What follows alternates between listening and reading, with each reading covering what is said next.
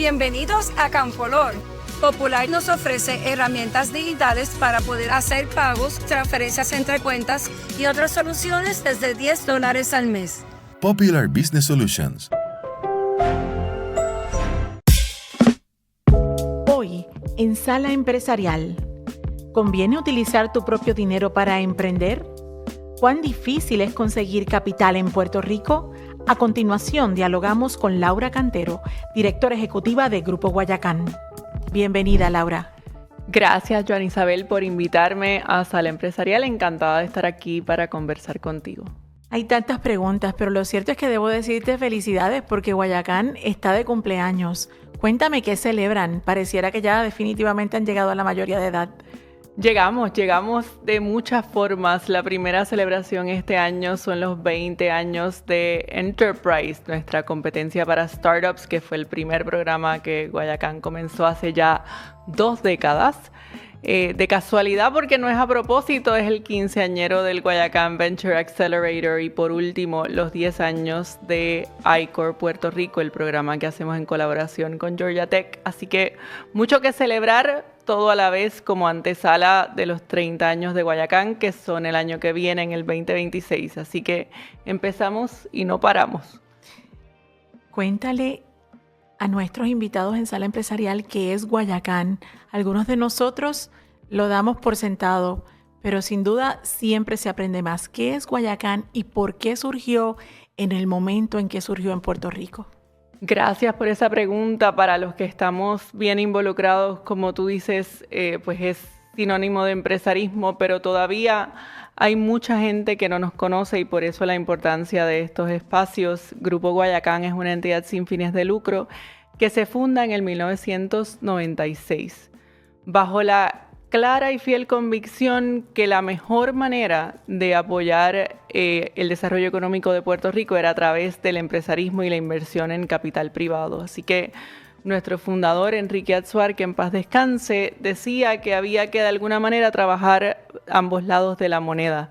Y por eso lo primero que hizo en el 96, claramente en un momento donde Puerto Rico vivía una situación económica muy distinta y una situación de liquidez muy distinta, fue desarrollar un instrumento de inversión en capital privado donde los inversionistas locales pudieran empezar a aprender y a invertir en el capital privado y que eso fuera una herramienta para a su vez empezar a apoyar el empresarismo como lo hacemos hoy en día.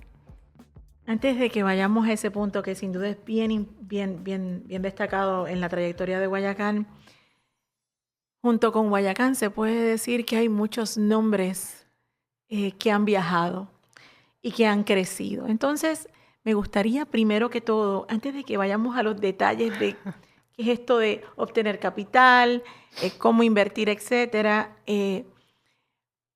a lo largo de tantos años ha habido muchas empresas que hoy son familiares por nosotros, pero que no hubieran existido de no haber existido Guayacán.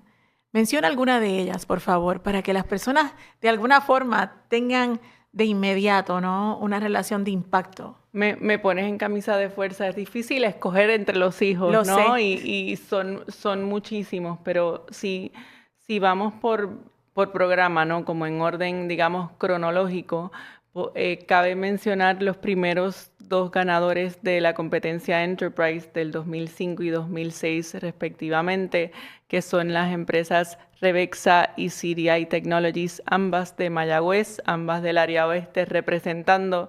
Yo cuando llegué a Guayacán preguntaba si había algo en el agua del área oeste, que nuestros primeros 2 ganadores fueron de ahí. Con mucho orgullo son empresas que siguen involucradas con nosotros. Si pasamos al Guayacán Venture Accelerator, ¿no?, el programa de empresas más maduras, pues vemos exalumnos como Rock Solid Technologies, una empresa que recientemente fue adquirida varias veces, o Wovenware, que también tuvo una adquisición el año pasado, pero así muchas otras compañías primero en el sector de tecnología como Alchavo, como Invid, y después una explosión de otros sectores que hemos agrupado, empresas como Danosa, empresas como Fuller Group, empresas como la Hacienda y Freshmart, que todo el mundo los visitamos y tal vez no sabemos que han pasado por Guayacán, y así más de 2.000 empresas a través de toda nuestra trayectoria.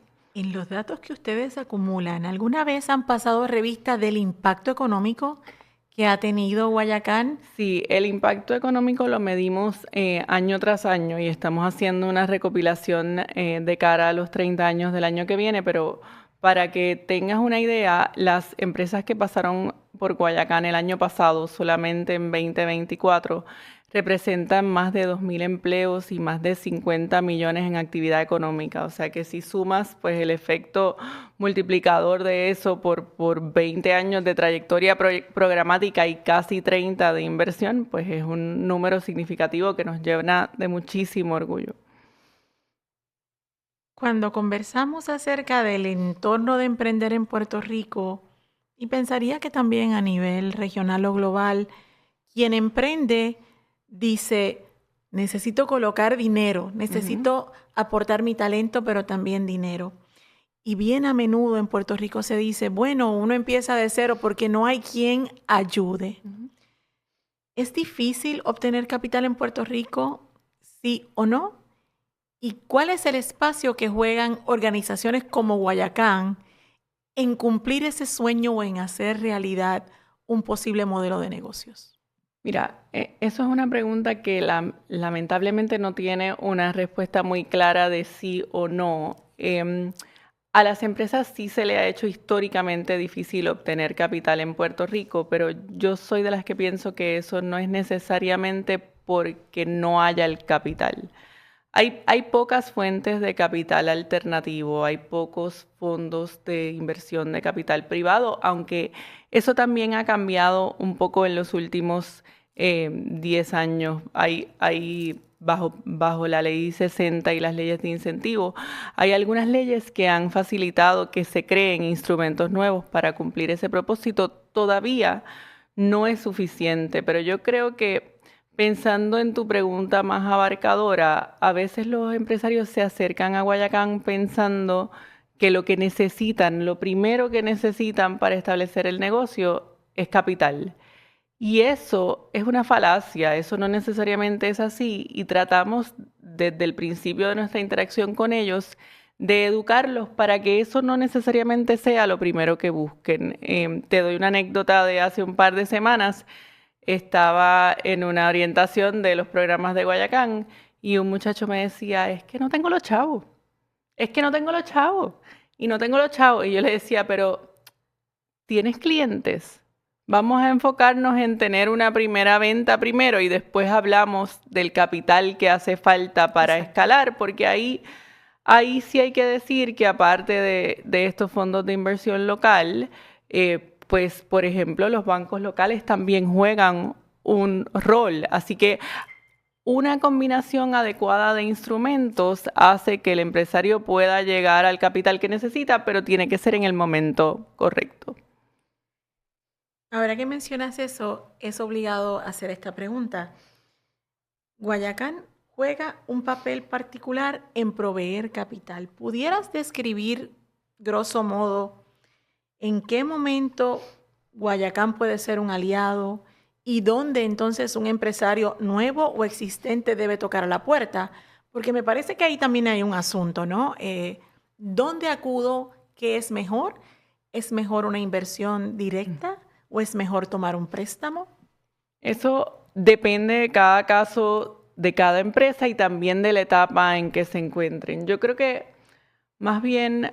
Y hablemos de alguien que no ha hecho nada, como tú acabas de decir. ¿Dónde está el punto de partida? El punto de partida definitivamente pudiera ser Guayacán o cualquiera de las otras organizaciones que también ofrecen programas educativos para empresarios, pero el punto de partida usualmente tiene más un elemento educativo que un elemento de capital. Muy bien. Así que creo que si se van a quedar con algo todos los que estén pensando allá afuera que quieren empezar algo, que quieren montar algo, que tienen una idea, que quieren validar, probablemente haya un ofrecimiento allá afuera que te ayude a empezar ese camino empresarial. No te frustres porque no tienes el capital. El capital llegará en el momento que tenga que llegar, y Guayacán es una buena plataforma para ayudarte a identificar esas fuentes de capital y traer a la mesa esos jugadores que tienen capital para invertir. Pero creo que nos quedamos como mucho ahí en el, ay, es que en Puerto Rico no hay chavos, en Puerto Rico no hay capital, no voy a poder hacer esto. O sea, no vamos a tapar el cielo con la mano. Es extremadamente difícil en el contexto actual de Puerto Rico emprender, pero algo que para mí fue fundamental cuando empecé en este camino hace 12 años es entender que aunque ahora el empresarismo sea cool y todo el mundo hable de esto y haya mucho más actividad empresarial que quizás hace una década, al final el puertorriqueño emprende porque tiene que poner comida en la mesa. Y eso es lo que yo me llevo todos los días. Tenemos una responsabilidad de ayudar a esos empresarios a poder crear negocios y modelos de negocio escalables que le permitan hacer eso. ¿Para qué? Para poder poner comida en la mesa para sus familias, para poder tener un impacto en sus empleados, para que esos empleados tengan un impacto en sus comunidades y que al final podamos tener todos un impacto en Puerto Rico. Pero es bastante sencillo en un entorno súper complejo. Y si vamos exactamente al punto de Guayacán, ¿dónde Guayacán, ya superada la etapa de educación, ya superada o aprobada la prueba de que este concepto tiene potencial y puedo convertirlo en una actividad empresarial formal, ¿en qué etapa entra Guayacán? Pues mira, nosotros, Guayacán como entidad sin fines de lucro, no invierte en las empresas que participan por nuestros programas. Eso fue una decisión estratégica hace muchísimos años, porque nosotros queríamos, o sea, no queríamos escoger los favoritos, claro, ¿no? Picking winners, de decir, bueno, en este sí, en este no, en este. Claro. Pero Guayacán, a través de las alianzas que tenemos hoy en día, o sea, 2 de nuestros programas ofrecen capital semilla para empresarios que no son de inversión, son subvenciones o grants. O sea que, y esto básicamente lo conocemos a través de Enterprise, ¿verdad? Exacto. Enterprise fue el primer programa en Puerto Rico en diseñar y ofrecer estas subvenciones. Y hoy en día, además de los premios de Enterprise, tenemos el programa Scale Up, que es una colaboración con Popular, que también tiene un componente de capital semilla. Pero ahí, viendo las necesidades de cada etapa, es donde entran en juego los pedacitos que tú decías antes. Bueno, pues una empresa pudiera ganar un premio de Enterprise o pudiera ganarse el premio de Scale Up, pero a través de la red de Guayacán podemos quizás identificar que es buen candidato para un préstamo, que hay un inversionista particularmente interesado en esa industria, y ahí empiezan a como combinarse todos los pedazos del rompecabezas. Cuando te escucho, pienso en lo que hace Guayacán, pero como decías hace un instante, hay otras organizaciones que quizás motivadas o inspiradas en los resultados de Guayacán han decidido incursionar. ¿Cuáles serían para ti algunas de esas que ayudan al objetivo de identificar ideas de negocio y convertirlas en realidad? Hay muchísimas hoy en día. O sea, creo que yo llegué a Guayacán hace ya 12 años y si comparamos el panorama con lo que era en aquel entonces, o sea, nada que ver. Entidades como el Fideicomiso de Ciencia y Tecnología, que dentro de su sombrilla tiene a Colmena 66 y a Para el 18.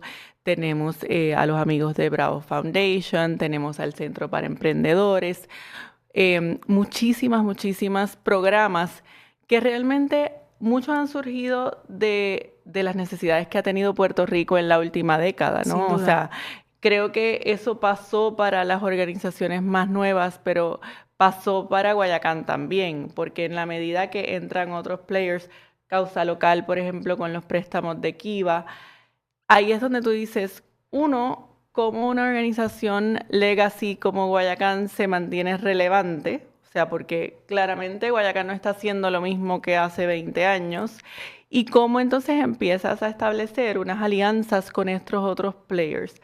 Algo que a mí me llena de muchísimo orgullo. Este año, para celebrar los 10 años de I-Corps, estamos regresando a I-Corps, al Fideicomiso de Ciencia y Tecnología, que fue donde empezó hace 10 años. Interesante. Entonces, es como volver al principio y preguntarnos cómo le damos fuerza a estas colaboraciones y cómo, entonces, juntos somos más fuertes. La colaboración no es solo del sector sin fines de lucro, ahí entran también las colaboraciones corporativas, donde partners privados te dicen cómo puedo yo entrar a apoyar toda la plataforma de empresarismo. Y por mencionar uno, Popular ha hecho un trabajo espectacular en aglutinar a jugadores en el sector sin fines de lucro que todos apoyamos empresarismo para empezar a hacer programas en conjunto. Y si me preguntas del futuro, yo creo que ahí está el futuro, en cómo nosotros juntos somos más fuertes y cómo cada cual va haciendo más cosas de lo que es mejor. Ya.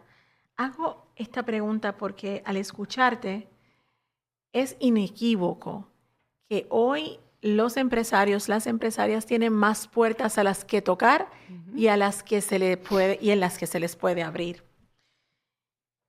Sin embargo, como experta precisamente en todo ese ecosistema, yo me pregunto qué falta, qué es lo que no tenemos que sería necesario para que las empresas puedan encontrar un aliado, innovar y crecer. ¿Qué pieza no tenemos en Puerto Rico? Es una pregunta complicada para mí. Me queda algo de idealismo de pensar que todas las piezas pueden y deben funcionar como se supone.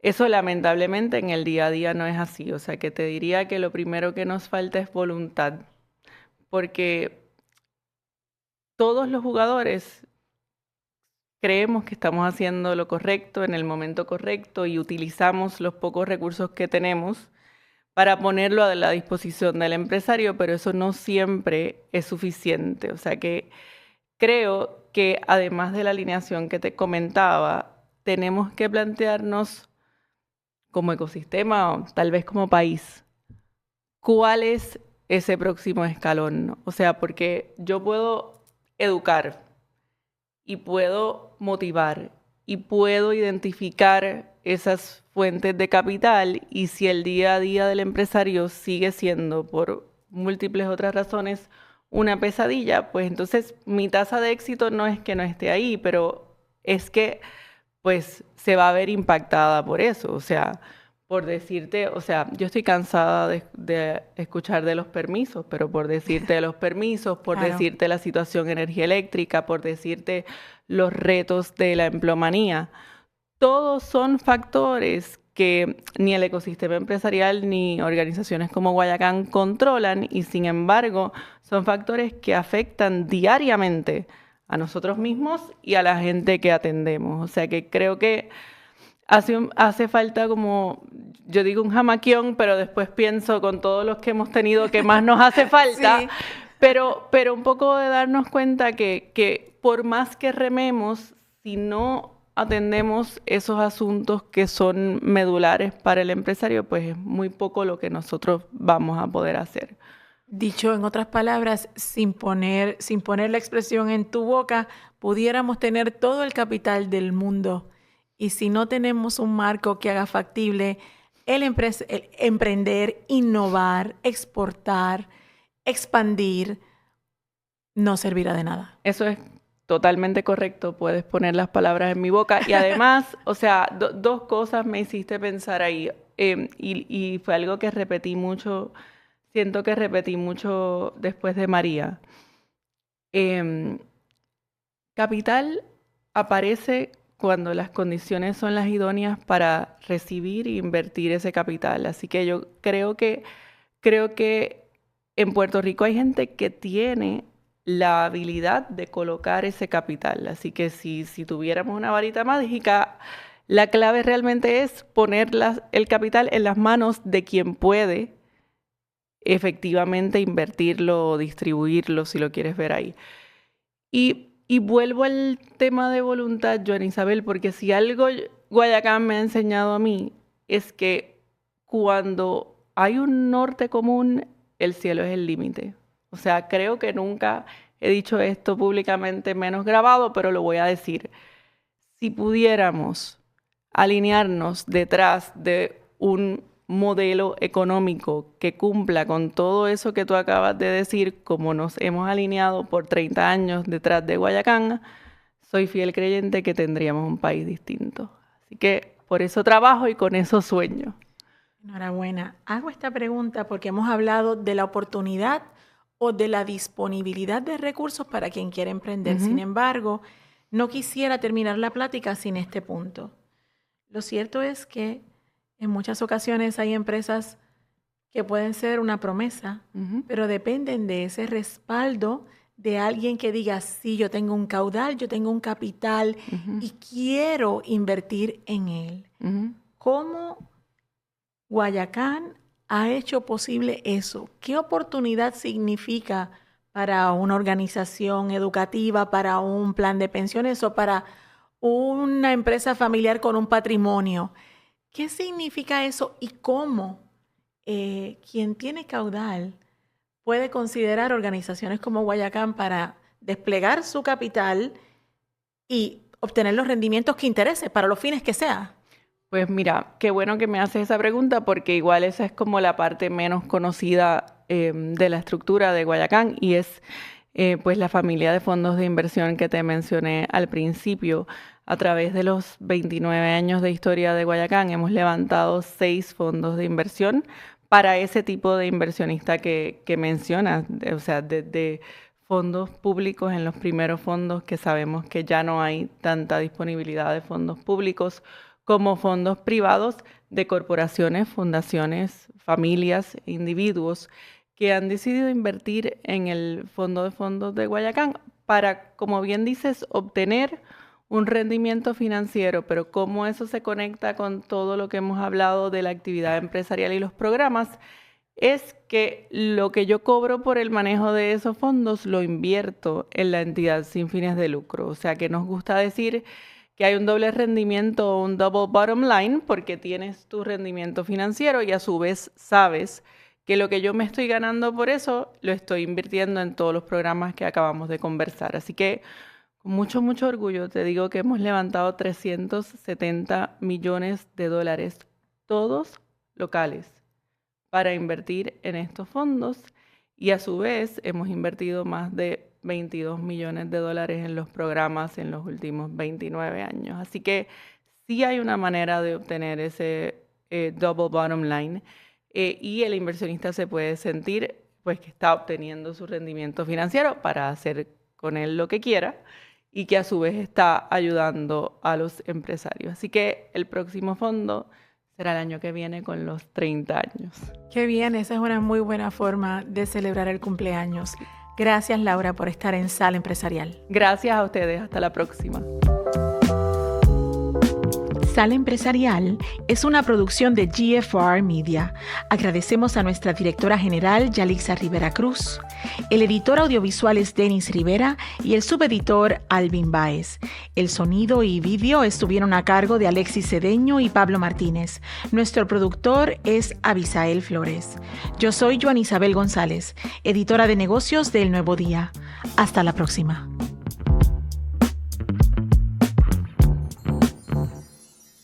Todos tenemos muchos yo. A veces estamos en las de darlo todo y otras de peli y popcorn. Nos encanta hablar de recuerdos, imaginar futuros y disfrutar del hoy como si no hubiera un mañana. En Claro nos pasa igual. Somos móvil, fibra óptica, tele, roaming, un líder global y somos de aquí. Por eso nos resulta tan fácil ser la red para cada tú.